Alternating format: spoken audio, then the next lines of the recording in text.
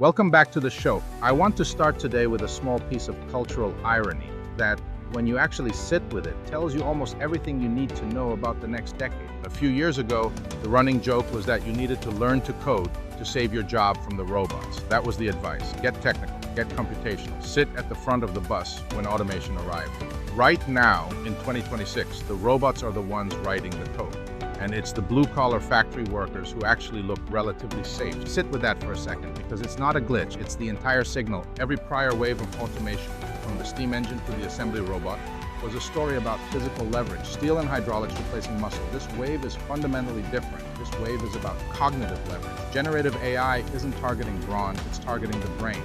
And that single shift completely rewrites everything most of us were taught about macroeconomic stability, career strategy, and where the safe ground actually is. Today, I want to walk you through the most rigorous research that's landed on this. Major economic modeling from the IMF, the International Labor Organization, the World Bank, the National Bureau of Economic Research, and the American Economic Association. We're going to look past the daily chatbot hype cycle and use the lens of serious economics to understand how this technology is rewriting bargaining power, wage distribution, capital concentration, and honestly, where you, the person listening, should be positioning your career and your money right now. Because here's the thing nobody tells you. The biggest career mistake you can make in this environment is treating AI as a productivity tool. It's not a tool, it's a tectonic plate shifting underneath you, and whether it lifts you up or drops you depends almost entirely on which task bundle you sit on top of. Let's get into it. The first conceptual hurdle you have to clear is to stop talking about jobs. Start talking about tasks. Because an AI doesn't usually walk into your office and absorb an entire job title. An occupation is actually a bundle of discrete tasks. Some of those tasks AI can do, some it cannot. And the ratio between the two is the single most important career metric in the modern economy. The ILO recently modeled this rigorously and found that about 24% of jobs globally have some degree of exposure to generative AI.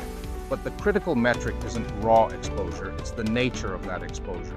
The IMF draws a crucial distinction here between complementary AI and substitutive AI, and this dictates whether a worker thrives or becomes obsolete. Picture a doctor using AI to scan thousands of pages of medical records to instantly highlight a potential drug interaction. That's complementary AI. Society isn't going to let a chatbot write prescriptions unsupervised anytime soon. The AI makes the human expert faster, more accurate, and ultimately way more valuable. Now picture a customer service worker whose entire day consists of answering basic billing questions in a chat window. AI can step in and execute that exact dialogue tree flawlessly. The substitutive case. The human is fully replaced. When the ILO mapped occupational exposure across the globe, they found that clerical workers, globally and predominantly women, fall into what they categorize as gradient 4, the highest substitution risk band. The thing that pushes a role into gradient 4 isn't just repetition, it's high exposure plus very low task variability. Because generative AI fundamentally excels at structured communication and data manipulation. If your bundle of tasks consists mostly of organizing incoming data and outputting structured text, those tasks are highly substitutable. And if AI can do them for a fraction of a cent per prompt, the market value of your human labor plummets. Here's what this means for you practically. Tonight, do a task audit. Open a notebook. List the discrete tasks you actually do in a typical week in order of time spent. Then ask, honestly, which of these is a chatbot already adequate at? Don't be defensive. Just count. That ratio is your career risk score, and it's more useful than any salary benchmark you've ever looked at. There's a secondary mechanism in the wage story that completely upends how most people think about corporate cost-cutting. And this one is unsettling. A National Bureau of Economic Research study traced the history of automation and found that it historically targets what economists call rent jobs. When economists say rent here, they're not talking about apartments. They mean an economic premium. A rent job is a position that pays a worker significantly more than their outside options, significantly more than they could earn doing comparable work elsewhere. A worker might have that premium because they belong to a strong union, or because they work for a highly profitable legacy firm that shares the wealth with employees, or because they occupy a very specific niche role in middle management that's hard to replace. The premium is real. But it's also exactly what makes the role a target.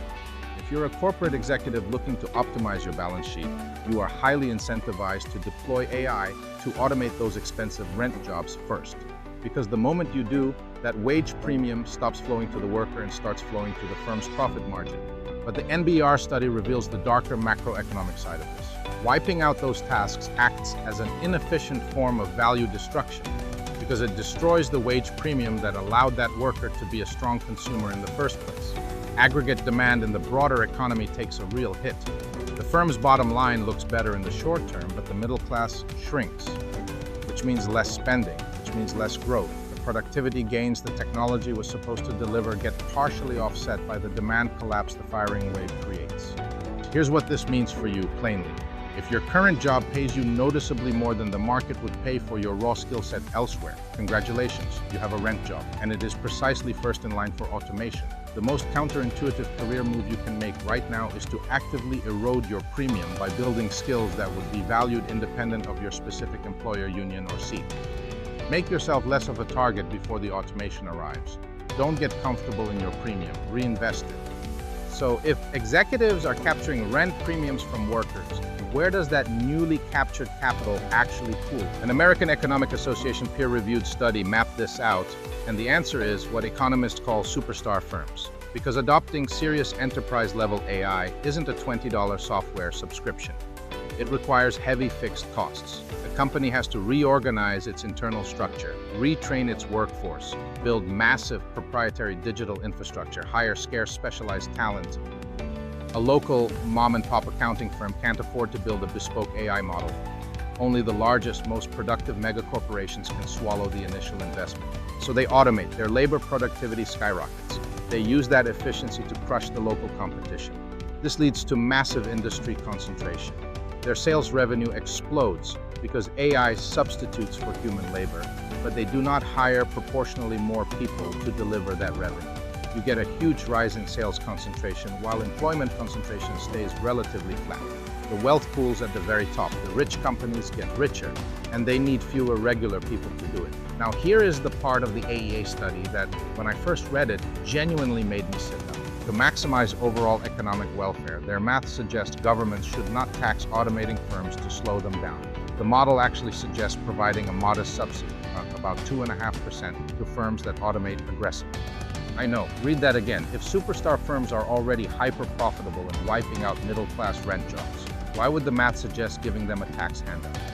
The logic is that subsidizing automation balances the sheer productivity gains against the market distortions caused by superstar firms marking up their prices. The math checks out to maximize aggregate welfare, meaning the total size of the economic pie, even if the distributional optics of subsidizing a megacorporation are frankly abysmal. Try selling that robot subsidy to voters. It will not happen. But it tells you exactly where the economic logic is pointing. Here's what this means for you. The most important career strategic decision in this environment is which side of the superstar firm divide you sit on. Either work for one directly or build a defensible niche that the superstar can't economically bother to compete with. The middle. The regional employer, the legacy mid-cap, the unionized incumbent who's never updated is where the floor is falling out. And from an investing perspective, the wealth is going to concentrate in a smaller number of names than the broad index funds reflect. Position accordingly. If superstar firms concentrate capital within a country, that dynamic plays out between countries on a global scale too. The IMF calculated global exposure to generative AI by economic tier. Advanced economies have about 60% of their employment exposed. Emerging markets are at 40. Low-income countries are at 26. On the surface, it sounds like advanced economies are in the crosshairs and developing nations are insulated. They're not. Lower exposure doesn't mean safety. Advanced economies face more immediate disruption, sure, but they also own the servers, the intellectual property, and the capital to capture the economic gains. The disruption in emerging markets is actually far more insidious. Look at the Philippines as a case study. They've built a $37 billion business process outsourcing industry, the BPO sector, that employs 1.3 million people doing customer service, billing, and transcription for global companies. According to current research, up to 89% of those outsourced service jobs are at high risk of automation. 89% of an industry that supports more than 1 million households. Losing an industry that size isn't just about call center workers losing paychecks. The local real estate market collapses because the office buildings empty out. Peripheral businesses, restaurants, transit, schools, lose their customer base. the government loses a massive chunk of the tax revenue it needs to fund basic infrastructure. For decades, outsourcing was the primary ladder developing nations used to climb into the global middle class. That ladder is being kicked away, and compounding it is an accelerating brain drain. Global tech companies in the US and China are actively pulling the top engineering and AI talent out of poorer nations. Developing economies are losing their traditional industries and simultaneously losing the specialized talent they need to build their own AI infrastructure. They're being hollowed out from both ends. Here's what this means for you. If you live or build in an emerging market, geographic optionality is now a career asset, not a luxury. The window to acquire skills that anchor you to the AI creating economy, rather than the AI being displaced by economy, is shorter than your government is telling you. If superstar firms hoard capital and developing nations lose their economic ladders, governments are going to face unprecedented pressure to keep displaced citizens afloat, which is why Universal Basic Income, UBI, has moved from a fringe tech bro talking point to serious World Bank economic modeling. The World Bank uses a strict free-trade definition. UBI is universal, meaning everyone in society gets it. Unconditional, meaning no work requirements or means testing, and paid in cash. The arguments for it are actually compelling on their own terms. It eliminates the messy exclusion and inclusion errors of targeted welfare. A government doesn't need to spend billions just deciding who qualifies as poor enough. It removes the social stigma of receiving assistance. And critically, from a behavioral economics standpoint, it doesn't penalize people for working, because in many existing welfare systems, the moment you take a part-time job and start earning a little, you lose benefits. UBI removes that poverty trap. But the primary argument against it is the staggering cost. In a typical low or middle income setting, financing a true livable UBI is mathematically daunting, if not impossible. And there's a deeper structural critique. In countries that already have progressive assistance, meaning they successfully target their limited welfare funds to the absolute poorest, implementing a budget-neutral UBI actually flattens the distribution. If a government has $10 billion to spend and they switch from targeted welfare to a UBI, they're spreading that exact $10 billion over the entire population, including the middle class, including the wealthy. The math forces a society to pull vital financial support away from the poorest, just to give a small, relatively meaningless check to everyone else. Beyond the math, there's a philosophical question underneath this debate. We talk about work as if it's purely a mechanism for distributing income. Do the task, get the paycheck, pay the rent, buy groceries. But for many people, work is also a primary source of status, identity, and social legitimacy. It provides daily structure and a tangible sense of contributing to a community.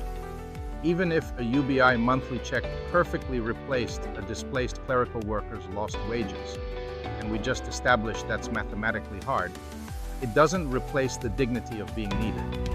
UBI is not a utopia, it's a heavily debated patch on a system undergoing seismic structural change. Here's what this means for you. Don't position your career around the assumption that UBI will catch you. Even in the optimistic scenarios where it gets implemented, it won't replace what work actually does in a human life. Build something that gives you both income and meaning, because the second half is what no policy backstop is going to provide. When you pull all of this together, you get the task disruption, the capital concentration, the global divides, the policy debates, the economic models going to three plausible futures. These aren't psychic predictions. They're scenarios based strictly on the data and how different variables interact. Future one is broad prosperity, the optimistic scenario. In this future, AI brings a massive broad-based productivity surge across the economy. High complementarity boosts demand for human skills, creating entirely new tasks, new roles, new industries we can't yet name. But getting to broad prosperity requires serious institutional adaptation. It means antitrust regulators successfully preventing superstar firms from monopolizing the technology. It means tax codes being fundamentally rewritten to favor human labor over software capital. It means the economic pie growing rapidly and the gains being actively redistributed. Under those specific conditions, incomes rise for the majority of workers. For your career strategy in this future, bet on complementarity. Build skills that ride alongside AI rather than competing with it. Lean into roles where human judgment, accountability, and trust are the differentiator, and AI is the leverage. For your career strategy in this future, bet on complementarity. Build skills that ride alongside AI rather than competing with it. Lean into roles where human judgment, accountability, and trust are the differentiator and AI is the leverage. Future 2 is the stratified economy, the middle scenario, and frankly where the current trend lines point if no major intervention happens. Here, capital owners and highly educated knowledge workers, the people with high AI complementarity, capture almost all the economic gains. The elite workers who direct the AI become hyper-productive, so their wages skyrocket. But the labor share of total global income plummets because everyone else gets pushed into a shrinking pool of secure, well-paying jobs. Middle management and clerical work get gigafied, broken into piecework, automated, or both. The result is deep, structural, social fragmentation. For your career strategy in this future, your only meaningful protection is being on the right side of the divide. That means owning capital, directing AI rather than being directed by it, building defensible expertise that compounds with experience and reputation. The neutral middle is the most dangerous place to be. Future 3 is the pessimistic scenario. The transition is mismanaged. In places with weak welfare systems and low AI preparedness, particularly the emerging markets we just talked about, huge swaths of the population are left economically unnecessary in market terms. The BPO industries collapse. Sovereign debt crises hit developing nations because they lose their export revenues. The latter gets entirely kicked away, and there is no institutional safety net to catch the millions of displaced workers. It's a grim picture of global inequality cascading into political instability. For your career strategy in this future, geographic optionality matters enormously. Asset optionality matters enormously. The ability to move where the opportunity is and to have stored capital that survives a local economic collapse becomes a survival skill, not a luxury. So where does this leave us? Here's what is vital to take from all of this research. Technology does not mechanically determine our outcomes. There is no law of physics dictating we must end up in a stratified economy or a harsher world. The future is actively shaped by policy choices, by institutional frameworks, and by how we choose to structure capital ownership. If we get the institutions right, the massive productivity gains of generative AI can genuinely benefit society at large. We have agency. The economics show us the underlying forces. Society chooses how to steer them. And here's the final thought I want you to sit with as we close. We've spent the better part of a century educating humans to act more like machines. We've been taught to be highly efficient, to follow routine processes, to be perfectly data-driven, to process information without emotion. That was the playbook of every modern educational system, every corporate training program, every productivity book. But if generative AI now does all of that machine-like work infinitely better than any human ever could, then maybe the most valuable economic skill in the future isn't processing information at all. Maybe when the dust settles, the ultimate scarce resource will simply be our humanity. The judgment that can't be templated, the taste that emerges from a lived life, the accountability that requires a person to actually face the consequences, the trust that takes a decade to earn and an instant to lose. That is what to build toward, not in spite of AI. Because of it, thanks for going down this one with me. Pay attention to who's holding the keys. I'll see you on the next one.